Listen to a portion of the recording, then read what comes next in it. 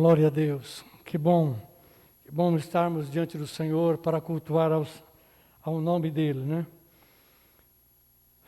Eu tenho uma missão aqui de compartilhar uma palavra com os irmãos, mas antes eu quero agradecer ao Senhor pela mensagem, pela pregação que nós já ouvimos esta manhã. Eu não sei se você percebeu, mas os últimos cânticos que o grupo de louvor cantou, né? Louvando ao Senhor, que grande amor eu encontrei, e bem sabes que eu te amo. Esses dois cânticos, juntos, um após o outro, foi uma verdadeira pregação do Evangelho, que chama o pecador para o arrependimento, para a conversão, né?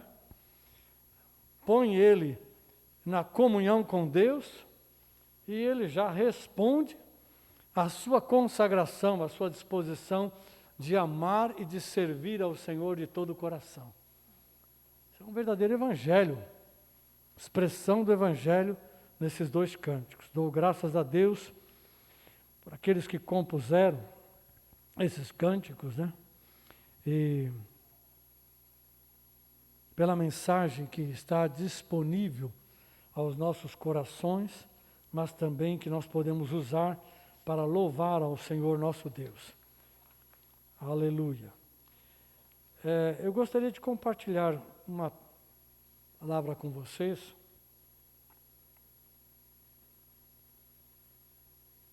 Nós estamos já há mais de um ano de pandemia, e esse período tem trazido um grande desafio, né, para a sociedade humana, para as nações, para os povos. E o interessante é que não é apenas um desafio de enfrentar uma crise sanitária, né, como toda pandemia ou endemia que seja, não importa. É muito mais do que uma crise sanitária, né? É uma crise de existência, porque todo aspecto político, econômico, social, cultural, espiritual, né, tem a ver com a existência, nossa existência aqui na Terra. Sempre foi assim. E toda essa existência, os vários aspectos, tem sido abalada. Tem sido difícil de lidar com isso. Os governantes que temos hoje são homens como qualquer outro. E eles não têm em si mesmo a capacidade de lidar com isso de maneira apropriada. Fazem o que acham que devem fazer, usam os recursos que têm disponível, não é? Alguns mais sinceros, honestos, verdadeiros, transparentes, outros nem tanto, não é? É o que a gente tem visto, e não apenas no Brasil, fora do Brasil também. Então, não é uma questão só de ser imperfeito, é uma questão de lidar com algo tão desafiador, tão difícil, e permitir que a sua natureza humana, sua inclinação humana, né, para lidar com esses aspectos, seja político, econômico, social ou qualquer outra ordem, conduza o pensamento e as ações desses governantes. E aí a gente está cansado de ver os conflitos, os debates, as reclamações, e vai por aí. Isso não vai acabar tão cedo, né? Você pode crer que antes da pandemia existir, nós vivíamos um tipo de vida aqui no Brasil, para não falar de outros lugares, com muitas insatisfações, com muitos problemas, muitos desafios, né? Tentando fazer algo e torcendo para que as coisas entrassem num caminho ou num eixo que desse melhor condição ao povo, melhores condições ao país, de oferecer à população uma vida mais digna, mais honesta, mais justa, pelo menos, né? E quando esta pandemia terminar, supondo que em algum momento ela vai terminar, né, e vai diminuir tanto a influência do vírus na sociedade, que nós poderemos voltar a viver de uma forma, vamos chamar de normal. O que é o normal? Podemos trabalhar sem restrições, ir à escola, e a fazer todas as atividades, e assim por diante, sem a restrição da crise sanitária. É isso que eu quero dizer.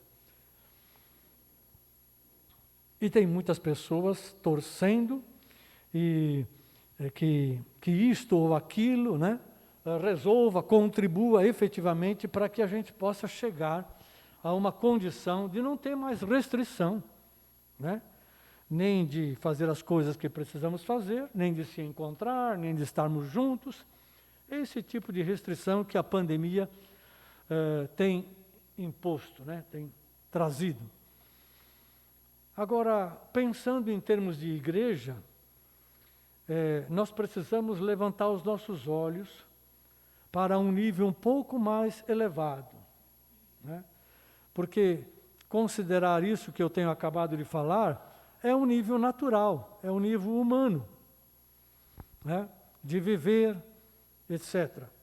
Mas nós precisamos, como igreja, como servos e servas do Senhor, considerar as coisas de uma ótica mais elevada, de um ponto de vista, né, dos céus, do Senhor. E é por isso que eu quero compartilhar algumas coisas com vocês, falando sobre o desafio da igreja local. É o desafio da igreja, de um modo geral, mas eu quero me concentrar na igreja local, nesta igreja. Ainda que seja desafio para toda a igreja, não importa onde ela esteja, eu quero considerar a igreja local. E eu considero que esse desafio tem um caráter urgente, está aí pressionando a gente, né, nesse momento. Então, deixa eu acrescentar o fato de que a Igreja do Senhor Jesus Cristo, desde que ela foi fundada ou iniciada por Jesus, há cerca de 2000 anos atrás, ela tem no seu caráter, no seu DNA, a capacidade de enfrentar desafios, de lidar com crises. Por quê? Porque a igreja que forma o corpo de Cristo, onde Jesus é o cabeça, é o Senhor, é um corpo de pessoas que foram remidas, resgatadas do pecado e que já não pertence mais à escravidão espiritual alguma e que não pertence mais a um mundo. Isso é muito claro na palavra de Deus. Jesus, diante de Pilatos, disse, quando ele falou, você não tem ninguém que intercede ou que pode te ajudar, não? Falou, meu reino não é deste mundo. E depois, falando aos discípulos, ele disse, vocês não são mais do mundo, como eu no mundo não sou.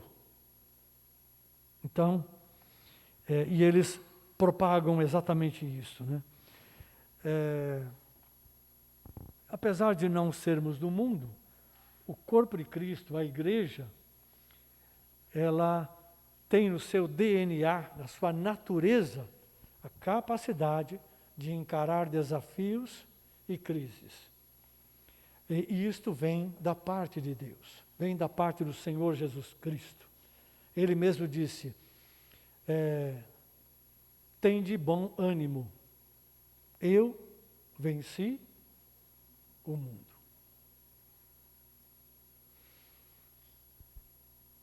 E aqueles que seguem a Jesus também vencem o mundo. E o apóstolo João, na primeira carta, no capítulo 5, disse que a vitória que vence o mundo é a nossa fé. Obrigado. A nossa fé. Então nós temos em nós, né, em nossos corações, na igreja, os elementos que nos permitem enfrentar desafios e crises e sobrepujar todo impedimento, todo obstáculo, mediante a nossa fé. Aleluia. Então, eu quero, a partir dessa constatação, colocar para você que os desafios que nós estamos enfrentando hoje, eles não estão soltos assim, não está no ar, né? Está num contexto de vida natural, mas que ele é tão real quanto os céus são, é real, né? Esse contexto, que para nós tem sido um desafio, e para todo ser humano que vive na Terra hoje, ele tem algumas características. Eu quero resumir isso de maneira muito curtinha mesmo, porque isso daria, para falar sobre isso, exigiria um tempo maior, nós não temos. A primeira coisa que eu quero lembrar a vocês, faz parte desse contexto desafiador, é que cada vez mais a vida sobre a Terra está se reduzindo a uma sobrevivência. Ou seja, as pessoas precisam trabalhar para obter um ganho, para consumir, e dentro desse consumo não está apenas as necessidades básicas, está tudo aquilo que chama atenção, que seduz, né? E que produz o desejo de ter, de obter, etc., incluindo todo tipo de diversão ou lazer. Então a vida vai se resumindo em trabalhar, estudar para ter melhor colocação de trabalho, para aprender coisas que são importantes, mas que ela de alguma maneira se conecta com o trabalho, não é? E que vai gerar um ganho e, consequentemente, vai se reduzir a um consumo de bens e serviços, de um modo geral. Então a vida está se reduzindo a isso. E Jesus disse claramente que a vida não constitui naquilo que nós comemos, bebemos, né? Fazemos. A vida é muito maior que isso. O outro ponto é que nós temos muitos movimentos hoje de controle político, social e cultural. Eu acredito que nunca houve na história da humanidade um tempo onde as pessoas estão mais patrulhadas, controladas, né, por diversos motivos e de diversas formas, do que hoje. Governos fazem isso, autoridades de trânsito fazem isso, autoridades policiais de segurança fazem isso. Redes sociais que têm um objetivo, também têm um objetivo de conectar, relacionar as pessoas com as pessoas, etc., também tem algum tipo de instrumento para exercer um controle, né? E usar, como temos visto já, de forma indevida, as informações pessoais, né, de cada um. Isso é lamentável. O outro ponto é que cresce sobre a igreja restrições, oposições em alguns lugares do planeta, de forma flagrante, a perseguição contra aqueles que são cristãos, aqueles que são do Senhor. O outro aspecto é que nós já temos vários anos em que temos visto, podia dizer décadas, né, uma contínua dissolução dos valores e da unidade da família, de tal modo que a família está perdendo aquele valor, aquela riqueza que ela tinha, e a unidade familiar, né? Não importa se o modelo que havia não era tão bom no contexto social, etc., a verdade é que ela está se dissolvendo, enfraquecendo. Isso é muito perigoso. E por último, eu quero citar aqui que tem havido uma crescente substituição dos direitos humanos dos indivíduos, inclusive aqueles que estão na Constituição do país, para dar preferência, para dar prioridade para direitos coletivos.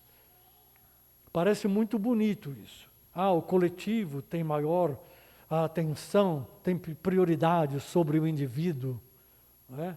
Mas o coletivo é feito de indivíduos. E a soma dos indivíduos gera o coletivo. A verdade é que esses argumentos em favor do coletivo e em detrimento, em prejuízo do indivíduo, eles estão sendo feitos para que a individualidade, aquilo que é próprio do indivíduo, seja cada vez mais desprezado, desconsiderado. Por quê? Porque é mais fácil lidar com um povo que perde as suas características ou seus direitos de forma individual. Assim também como é mais fácil lidar com as famílias e, consequentemente, uma sociedade que perde as suas forças baseadas nos seus valores, na sua tradição e assim por diante, né? Naquilo que é mais importante, naquilo que as une, naquilo que as mantém firmes, né? De geração em geração. Essa é uma questão que não veio apenas para passar com uma nuvem assim, né? E depois vai embora. É algo que tem vindo para ficar. Por isso é um contexto bastante desafiador para todos e especialmente para a igreja. Então, como é que a gente vai encarar essa realidade, né, esse desafio que está nesse contexto em que estamos vivendo? Eu quero lembrar os irmãos, primeiramente, que em Efésios 2,19, diz que a igreja é a família de Deus. Está lá escrito, assim, já não sois estrangeiros e peregrinos, mas concidadãos dos santos e sois da família de Deus. Efésios 2,19. Então, o corpo de Cristo, os remidos do Senhor, os resgatados, né, das trevas, compõem a família de Deus. E a família de Deus, a igreja, por sua vez, é composta de famílias. E assim como existe uma vida no corpo de Cristo, uma vida em Jesus, e que se reflete, né, e que se manifesta no corpo, na igreja, isso atinge as famílias, né, os pais, os filhos, né, não importa a intensidade, mas alcança, atinge.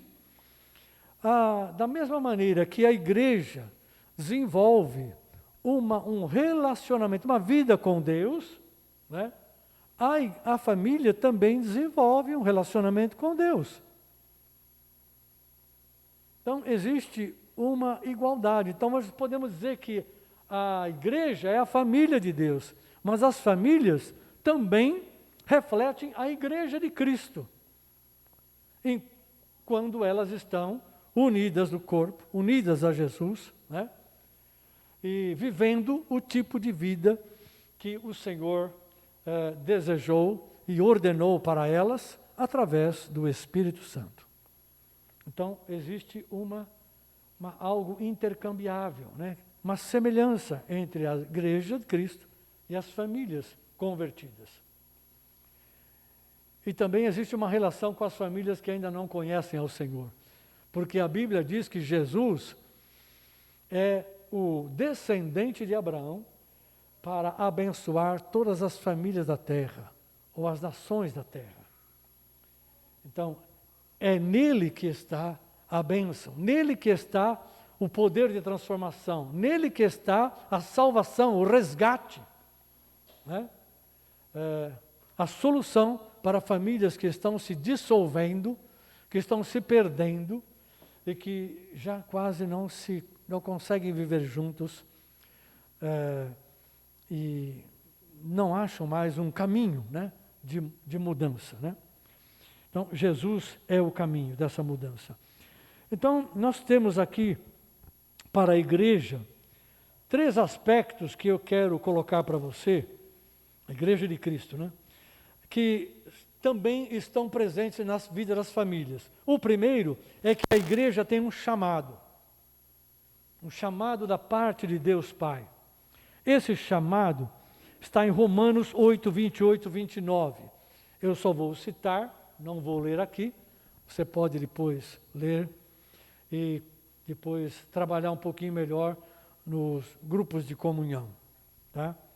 Esse chamado é um chamado para filiação.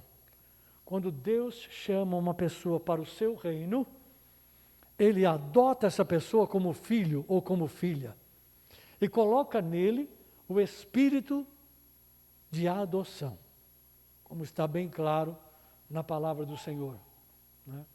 Então, aqueles que são aceitos, que são perdoados, que recebem a justiça de Deus por meio do sacrifício de Jesus, que se convertem, fazem parte do corpo de Cristo, da família de Deus, qual é o lugar que eles têm ali?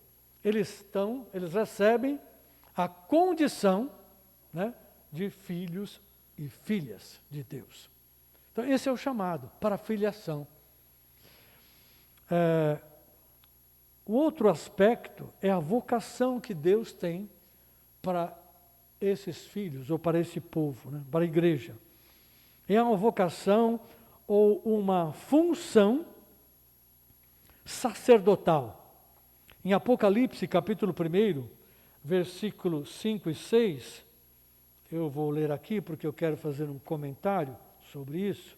Apocalipse, capítulo 1, versos 5 e 6, diz: e da parte de Jesus Cristo, que é a fiel testemunha, o primogênito dos mortos e o príncipe dos reis da terra, àquele que nos ama e em seu sangue nos lavou dos nossos pecados e nos fez, nos constituiu, nos estabeleceu reino de sacerdotes para o seu Deus e Pai.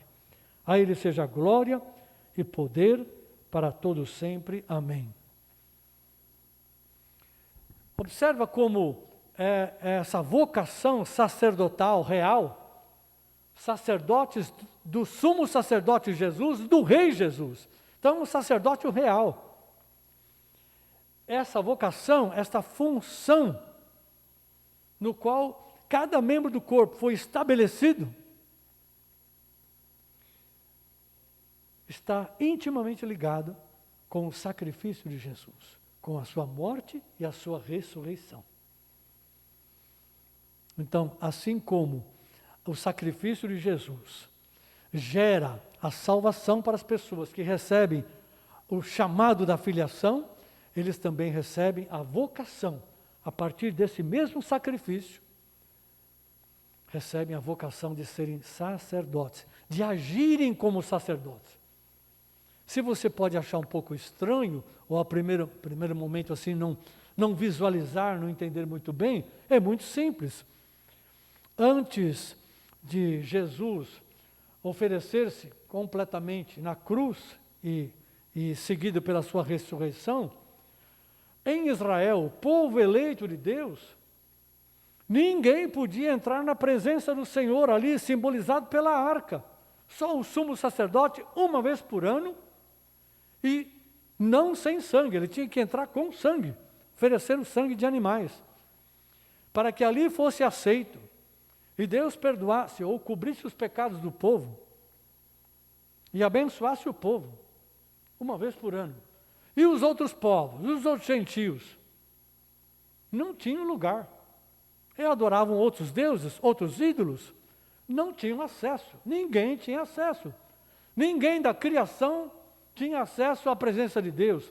Ou seja, todos os filhos de Adão estavam perdidos e longe de Deus, como Adão ficou, Adão e Eva, a partir do Éden, depois de pecarem. Então você não tem ninguém entrando na presença de Deus. E no caso do povo de Israel, existia uma classe sacerdotal que era mediadora.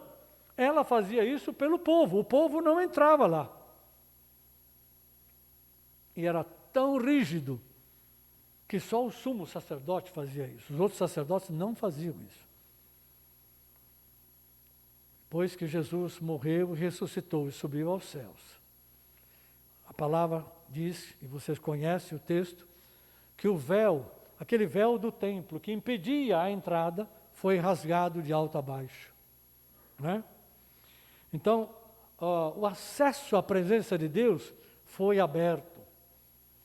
Então, todo aquele que é justificado dos seus pecados, né, da sua perversidade, agora tem acesso ao Senhor.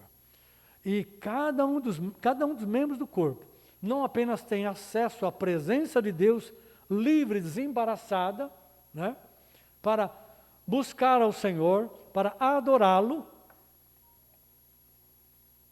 para ouvi-lo, para receber do Senhor, como também tem o mandamento de cada um desses membros do corpo serem um canal de bênção para abençoar os seus irmãos e irmãs, o próprio corpo, e para ser uma bênção neste mundo, para aqueles que ainda não conhecem ao Senhor. Então, era isso que o sacerdote fazia. Buscava a Deus, adorava ao Senhor, em favor do povo que não podia entrar naquele lugar, e ele recebia a palavra de Deus, ele tinha a palavra de Deus, ele tinha a direção de Deus para abençoar o povo a favor de Deus.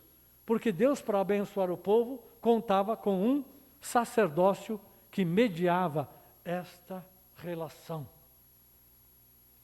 Então, quem está no corpo de Cristo não tem mediadores. O único mediador que nós temos, na verdade, é o Senhor Jesus, que fez a ponte entre Deus Pai e nós, pecadores. Mas esse Jesus, que é o mediador, depois que ele se ofereceu inteiramente, e o seu sangue ali perante o Senhor, agora é por ele que nós entramos. Por isso, em nossas orações, em nossa adoração, tudo o que fazemos é por meio do Senhor Jesus Cristo. Ele é o nosso mediador. Mas a Bíblia diz que ele é o sumo sacerdote de uma nova ordem, a ordem de Melquisedeque. E nós pertencemos a essa ordem. Aleluia. Então, nós temos uma vocação sacerdotal de adorar a Deus e de abençoar o próximo, colocando em um modo bem simples, não é? Sem impedimentos. Os irmãos não precisam dos pastores para fazer isso, nem de apóstolos, nem de bispos. Os irmãos têm livre acesso ao Senhor para falar, para lançar e para ouvir, e para viver a vida segundo a vontade de Deus. Pastores, bispos, apóstolos, etc., têm funções específicas no corpo, mas eles não são os intermediários. Quem está em Jesus não tem intermediário para chegar a Deus Pai. Aleluia. Essa é a vocação da igreja. E, por último, tem a missão. Então, a igreja tem um chamado, uma vocação e uma missão. Que missão é essa? É a missão de alcançar os povos, as nações, através da pregação do Evangelho, do testemunho de Jesus, né? E o consequente discipulado, ensinando as pessoas a tudo aquilo que Jesus ensinou aos seus discípulos. E eu quero lembrar aqui, não vou ler, mas vocês conhecem, Mateus 28, 18 a 20, onde Jesus disse: toda a autoridade me é dada nos céus e na terra. Ide a todas as nações e fazei discípulos, né? Ide às nações, fazei discípulos todas as nações. Ide, portanto, né? Batizando-os em nome do Pai, do Filho e do Espírito Santo, ensinando-os a guardar, ou ensinando-os a praticar tudo aquilo que eu vos tenho ensinado. Então, levar o Evangelho, levar as pessoas a se reconciliar com Deus, por meio de Jesus, e ajudá-las a desenvolver esta vida com Deus. Essa é a missão da igreja, né? Muitas vezes perseguidas, muitas vezes impedida, mas continua forte e firme, glória a Deus, fazendo aquilo que é da vontade do Pai e do Senhor Jesus Cristo. Eu quero, não vou ter muito tempo para isso agora, mas quero relembrar vocês que a família, como eu disse, também tem um chamado, uma vocação ou um propósito, né? E uma missão. Apenas vou citar bem rápido aqui. O chamado da família é para ser uma bênção. Lembra da família de Abraão? Abraão, Sara e depois Isaac, né? Se você for ler os textos de Gênesis 12 em diante até Gênesis 22, você tem lá os aspectos principais da história de Deus com Abraão, né? E ali você vê que Abraão foi chamado para ser uma bênção. Bênção para quê? Para a sua família? Não, bênção para as nações. É claro que a família está inclusa, né? Gênesis 12, 2. Também tem uma vocação ou um propósito de formar uma família que fosse bendita do Senhor. Gênesis 18, 17 a 19. Formar uma família bendita, ou seja, conduzir a sua família, seus filhos, todos aqueles que faziam parte da sua família, no caminho do Senhor, que é um caminho de justiça e de santidade que procede da verdade. Esse é o caminho do Senhor. E terceiro, tinha a missão de alcançar as famílias ou as nações da terra por meio do descendente que é Cristo. Se você pensar comigo assim rapidinho, tudo aquilo que Deus trabalhou com Abraão, deu promessas a ele, fez juramento, né, de que a descendência dele o descendente dele iria abençoar a terra. Mas a descendência dele, natural, seria abençoada e abençoadora entre as nações. Aí você vê Abraão, com a sua fidelidade a Deus, passando todo esse legado espiritual, esse conhecimento, né, para Isaac, Isaac para Jacó e Esaú, só que Esaú não seguiu, né?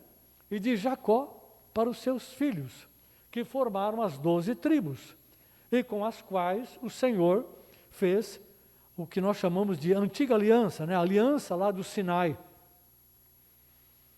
E colocou esse povo na terra, num lugar especial, para que ali eles, conhecendo o Senhor e servindo ao Senhor, praticando a palavra de Deus, a lei que eles receberam, eles pudessem servir de testemunho para os povos.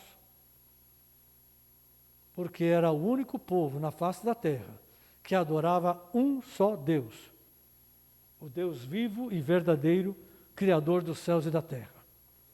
E a vida desse povo, são os descendentes de Abraão, né, iria refletir o que estava nos céus. O tabernáculo refletia algo que estava nos céus, né? A palavra que eles estariam vivendo, obedecendo, veio da boca do Senhor. O tipo de vida, né, em todos os aspectos, não apenas religioso, não, todos os aspectos. Por isso eles precisavam ser um povo santificado, separado para o Senhor, né? Não podia se mesclar. Eles não eram melhores do que os outros, isso estava claro e eles sabiam disso. Não eram superiores às outras nações. Se a gente for olhar, vamos ver que é exatamente o contrário. Mas Deus se agradou e, pela eleição da sua graça, elegeu o povo de Israel para ser o povo portador da palavra, do conhecimento do Deus verdadeiro e da vida verdadeira que o Criador queria para as suas criaturas na terra. Até que o Messias, o desejado das nações, como diz a palavra, o governador dos povos, viesse através desse povo, como aconteceu, e pudesse fazer a obra que ele fez para atingir todas as nações da terra. Aleluia. Mas mesmo antes de Cristo, o povo de Israel abençoou muitas nações, tratou com muitas nações, porque foi assim que Deus agiu através do povo de Israel. É uma história tremenda, realmente. Então, a família, ela tem, da mesma forma, um chamado para ser bênção, o propósito de formar e de moldar a família dentro dos caminhos do Senhor, da vontade de Deus, e ela é chamada para exercer a missão de alcançar outras famílias. Aleluia. Então você vê aí uma similaridade, né, entre igreja e família. Agora, para que isso ocorra, não basta você ouvir a palavra ou tomar conhecimento com a sua mente. É necessário que você tenha uma vivência, cada um de nós. É pela nossa vida em Cristo, por permitir que a palavra de Deus entre dentro do nosso coração, não apenas na nossa cabeça, no nosso intelecto. Não basta ler, a palavra tem que entrar em nós e gerar algo extremamente importante, que é um fator fundamental para que isso seja uma realidade. Nós precisamos ter a consciência, é a nossa consciência, que é a lâmpada do Senhor, como diz Provérbios. A nossa consciência deve ganhar, deve receber, né, essa iluminação de que nós temos uma vocação, um chamado, uma vocação, uma missão, como família e como igreja.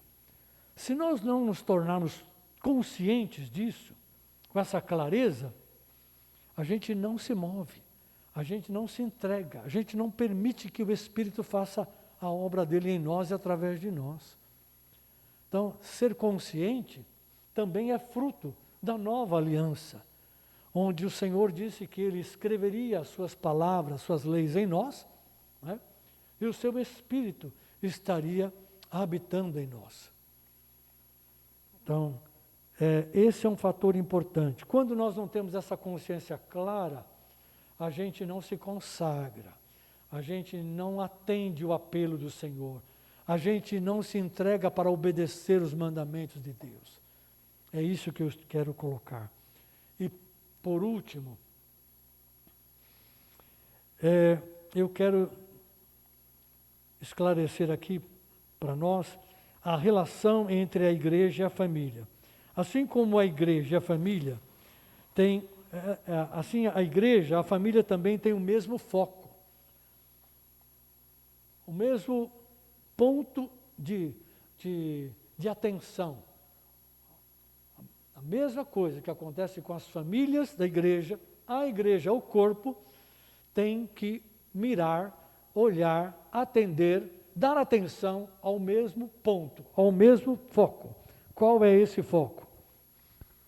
Tanto a igreja como a família é chamada a um relacionamento com Deus. Então, aquilo que fazemos nas reuniões do corpo de Cristo, da igreja local, é perfeitamente possível para fazer a título de adoração, né, de relacionamento com Deus. Nós podemos fazer dentro do lar, com a nossa família, ou com outras famílias, não importa. Relacionamento com Deus faz parte desse foco.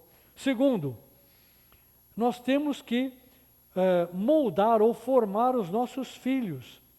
Na igreja, nós temos a conversão, o batismo e o discipulado.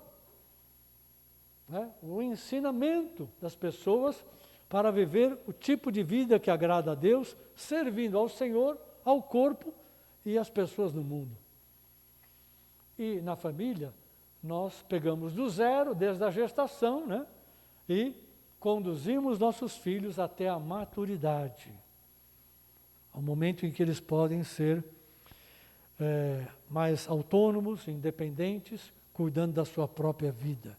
Esse é um caminho de discipulado, de ensinamento, de formação de caráter, formação de personalidade. A mesma coisa. E terceiro, tanto a igreja como as famílias têm o caráter de abençoar, ou a missão de abençoar outras famílias, outras nações. Amados, você sabe que um casamento bem resolvido, bem estabelecido, é um testemunho de bênção, de exemplo, de referência para outros casamentos, outras relações conjugais. E da mesma coisa, mesma forma a família.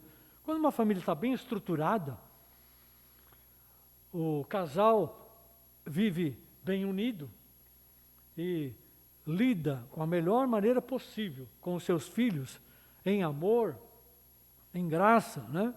Num cuidado que os filhos merecem, porque são parte deles mesmos, né? São carne da sua carne, sangue do seu sangue, tem essa responsabilidade, isso vai vazar, isso vai aparecer.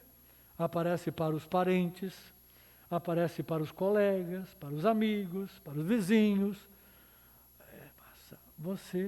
Essa família passa a ser uma luz no meio das trevas, uma referência, um exemplo. Não apenas através do comportamento ou da vivência dessa família, mas também daquilo que eles expressam, daquilo que eles compartilham, né? Isso fica visível. Sempre foi assim, a gente percebe isso. Não precisa estar em Cristo para isso acontecer, né? A gente vê isso mesmo entre pessoas que não conhecem ao Senhor e que têm famílias um pouco mais estruturadas, um pouco mais equilibradas, né, em todos os aspectos da sua vida, que conduzem bem os seus filhos. A gente percebe logo a diferença. Antigamente chamava-se, essas pessoas têm uma educação de berço. O que é uma educação de berço? É aquela que você recebe na casa, no lar, por pai e mãe, com influência da próprios familiares, muitas vezes, né? E que não tem nada a ver com a educação formal da escola ou de outros contextos, né? Então, o mesmo foco que a igreja tem, a família também tem.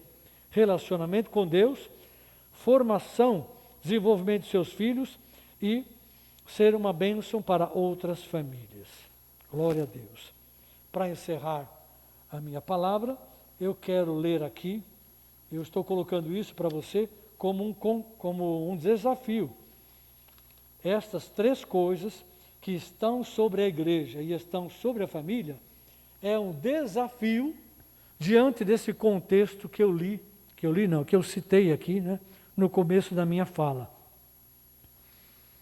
Por quê? Porque esse contexto desafia você, parece que ele está colocado, ele vem exatamente contra todo o trabalho que a igreja ou a família deve fazer da parte do Senhor. Então, é uma coisa realmente de choque, né? Por isso é um desafio. Por isso gera crises. E aí nós temos que depender do Senhor, buscar o Senhor, lançar mão da sua graça, misericórdia e de todos os seus recursos para que a gente possa continuar vivendo um tipo de vida que agrada a Deus, que faça a vontade de Deus aqui na terra. É por isso que Jesus disse, é chegado a vós o reino de Deus. Quando ele começou a pregar, né, o seu ministério, é chegado a vós o reino. E Jesus pregou o reino todo o tempo, e ensinou os ensinamentos do reino.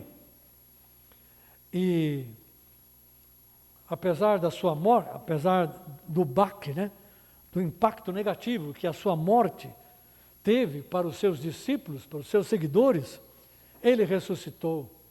E por 40 dias, diz a Bíblia, que ele se manifestou aos seus discípulos, né, fazendo o quê? Comendo e bebendo? Jogando? Assistindo televisão? Não, foram 40 dias falando acerca do reino de Deus.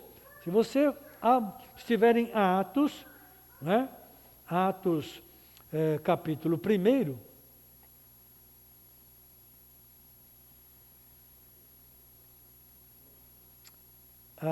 aqui no comecinho, primeiro versículo, Lucas diz, fiz o primeiro tratado, ó Teófilo, acerca de tudo que Jesus começou, não só a fazer, mas também a ensinar.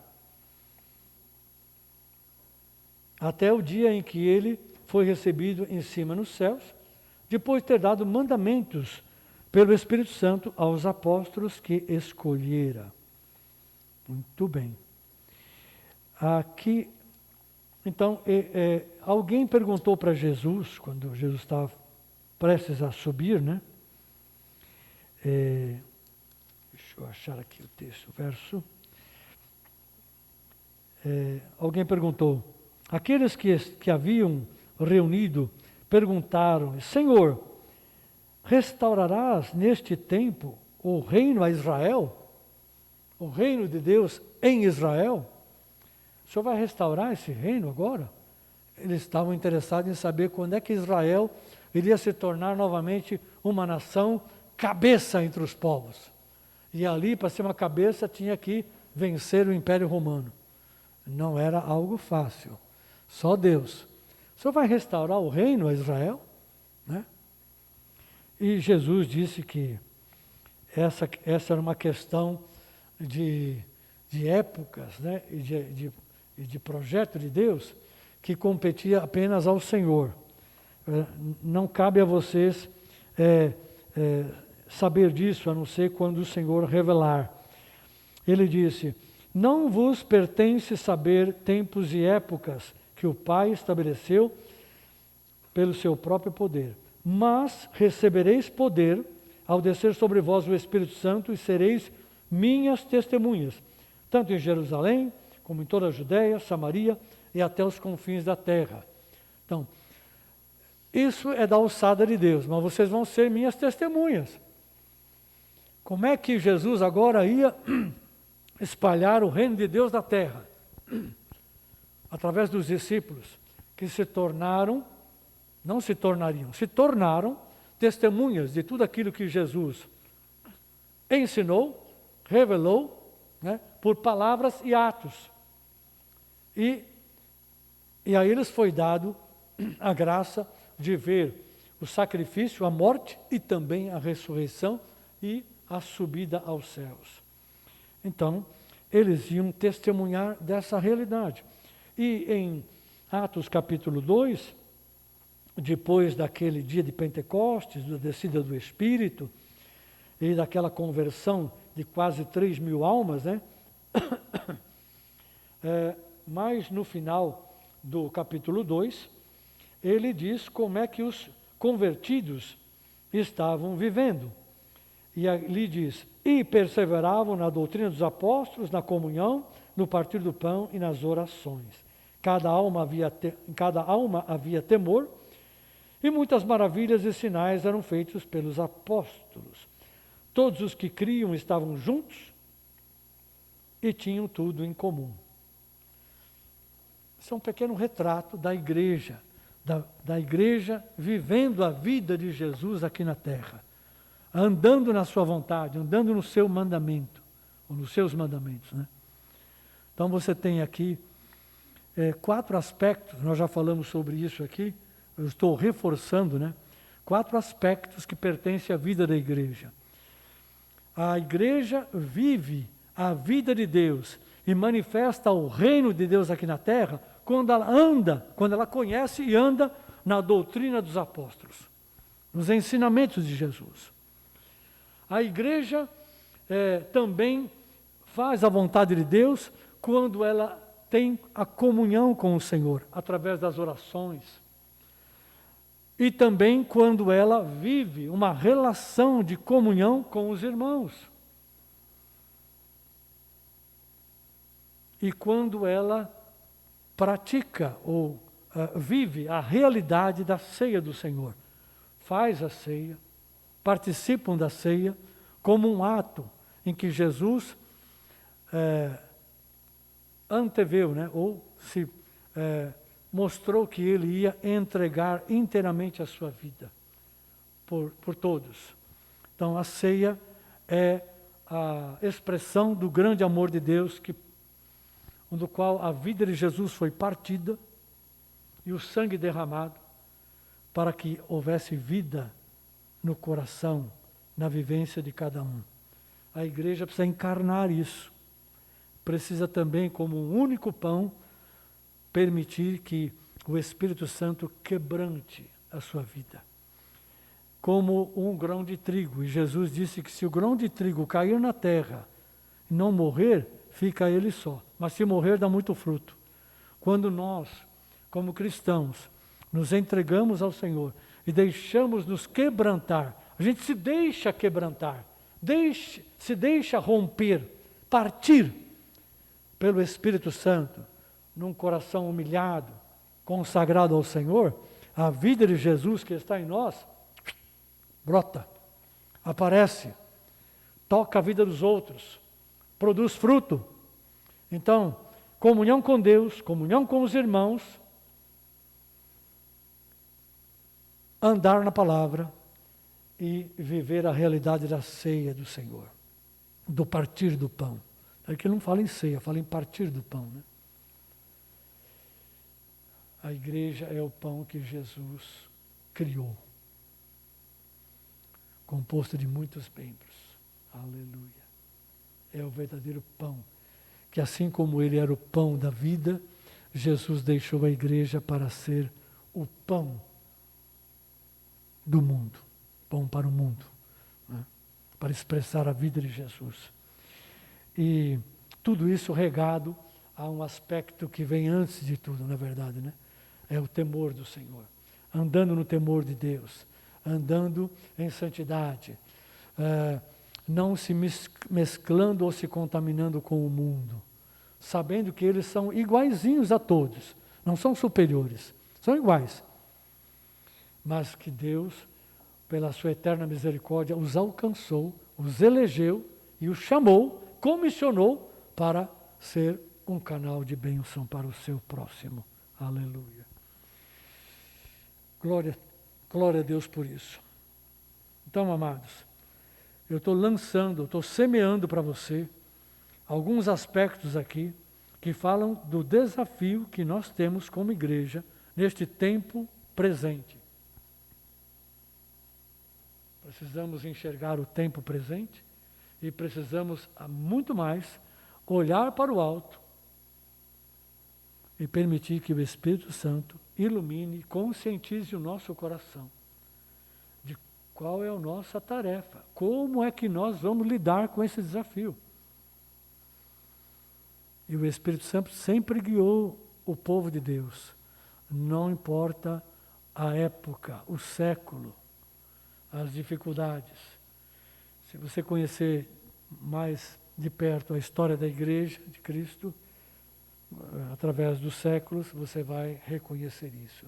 Deus sempre cuidou dos seus, para garantir que em cada geração o reino de Deus seja pregado, seja anunciado, e as pessoas tenham a oportunidade de se reconciliar com o Senhor, unir-se ao Rei dos Reis e Senhor dos Senhores, ter a sua vida transformada e conduzida não apenas no centro da vontade de Deus, mas no alvo, no ponto final daquilo que Deus estabeleceu.